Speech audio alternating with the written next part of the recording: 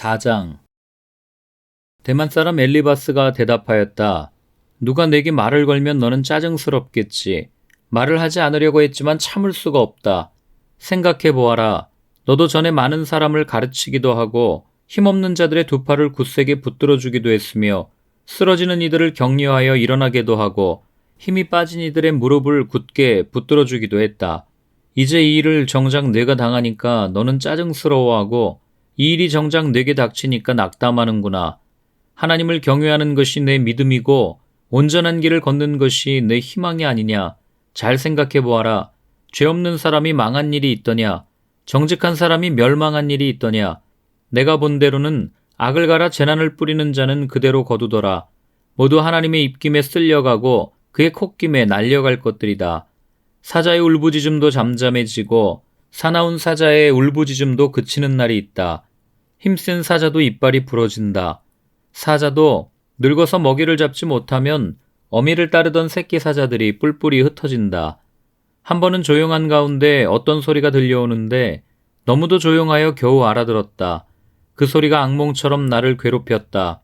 두려움과 떨림이 나를 엄습하여 뼈들이 막 흔들렸다. 어떤 영이 내 앞을 지나가니 온몸에 털이 곤두섰다. 영이 멈춰 서기는 했으나 그 모습은 알아볼 수 없고 형체가 어렴풋이 눈에 들어왔는데 죽은 듯 조용한 가운데서 나는 이런 소리를 들었다. 인간이 하나님보다 의로울 수 있겠으며 사람이 창조주보다 깨끗할 수 있겠느냐. 하나님은 하늘에 있는 당신의 종들까지도 믿지 않으시고 천사들에게마저도 허물이 있다고 하시는데 하물며 흙으로 만든 몸을 입고 티끌로 털을 삼고 하루살이에게라도 눌려 죽을 사람이겠느냐. 사람은 아침에는 살아있다가도 저녁이 오기 전에 예고도 없이 죽는 것, 별수 없이 모두들 영원히 망하고 만다. 생명줄만 끊기면 사람은 그냥 죽고 그 줄이 끊기면 지혜를 찾지 못하고 죽어간다. 5장. 어서 부르짖어 보아라. 내게 응답하는 이가 있겠느냐? 하늘에 있는 거룩한 이들 가운데서 그 누구에게 하소연을 할 수 있겠느냐? 미련한 사람은 자기의 분노 때문에 죽고 어리석은 사람은 자기의 질투 때문에 죽는 법이다. 어리석은 사람의 뿌리가 뽑히고 어리석은 자의 집이 순식간에 망하는 것을 내가 직접 보았다. 그런 자의 자식들은 도움을 받을 데가 없어서 재판에서 억울한 일을 당해도 구해주는 이가 없었고 그런 자들이 거두어들인 것은 굶주린 사람이 먹어치운다. 가시나무 밭에서 자란 것까지 먹어치운다. 목마른 사람이 그의 재산을 삼켜버린다. 재앙이 흙에서 일어나는 법도 없고 고난이 땅에서 솟아나는 법도 없다. 인간이 고난을 타고 태어나는 것은 불티가 위로 나는 것과 같은 이치이다. 나 같으면 하나님을 찾아서 내 사정을 하나님께 털어놓겠다. 그분은 우리가 측량할 수 없는 큰 일을 하시며 우리가 헤아릴 수 없는 기이한 일을 하신다. 땅에 비를 내리시며 밭에 물을 주시는 분이시다. 낮은 사람을 높이시고 슬퍼하는 사람에게 구원을 보장해 주시며 간교한 사람의 계획을 꺾으시어 그 일을 이루지 못하게 하신다.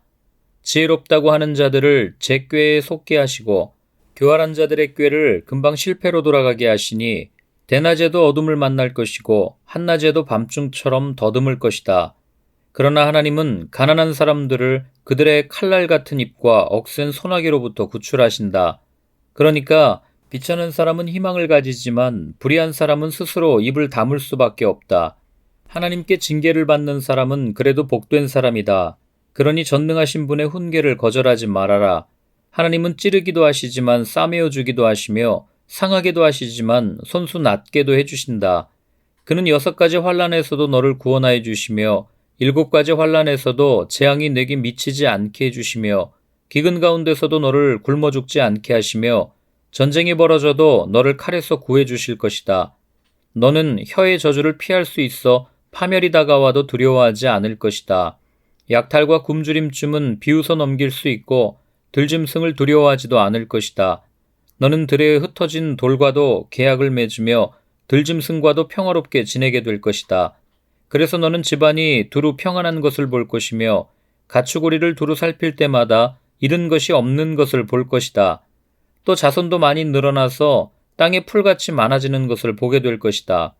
때가 되면 곡식단이 타작마당으로 가듯이 너도 장수를 누리다가 수명이 다 차면 무덤으로 들어갈 것이다. 이것은 우리가 지금까지 살펴본 것이니 틀림없는 사실이다. 부디 잘 듣고 너 스스로를 생각해서라도 명심하기 바란다.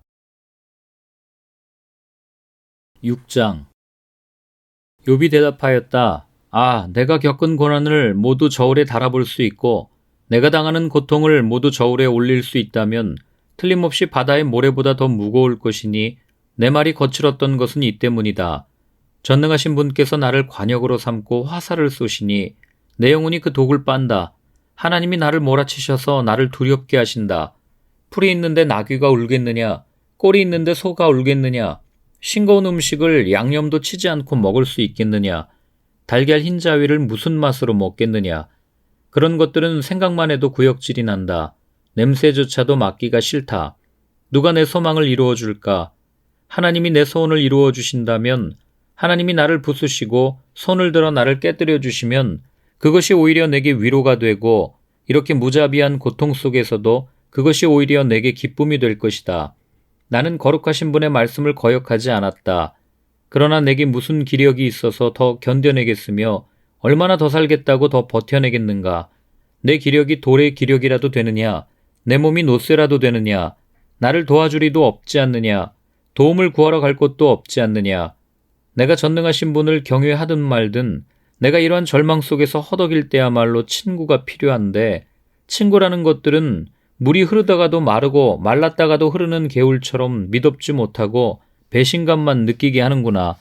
얼음이 녹으면 흙탕물이 흐르고 눈이 녹으면 물이 넘쳐 흐르다가도 날이 더워지면 쉬 마르고 날이 뜨거워지면 흔적조차 없어지고 마는 개울. 물이 줄기를 따라서 굽이쳐 흐르다가도 메마른 땅에 이르면 곧 끊어지고 마는 개울. 대마의 대상들도 물을 찾으려 했고 스바의 행인들도 그 개울에 희망을 걸었지만 그들이 거기에 이르러서는 실망하고 말았다. 그 개울에 물이 흐를 것이라는 기대를 했던 것을 오히려 부끄러워하였다. 너희가 이 개울과 무엇이 다르냐? 너희도 내 몰골을 보고서 두려워서 떨고 있지 않느냐? 내가 너희더러 이거 내놓아라 저거 내놓아라 한 적이 있느냐? 너희의 재산을 떼어서라도 내 목숨 살려달라고 말한 적이 있느냐? 아니면 원수의 손에서 나를 건져달라고 하겠느냐? 폭군의 세력으로부터 나를 속량해달라고 부탁하기라도 했느냐? 어디 알아듣게 말 좀 해보아라. 내가 귀 기울여 듣겠다. 내 잘못이 무엇인지 말해보아라. 바른 말은 힘이 있는 법이다.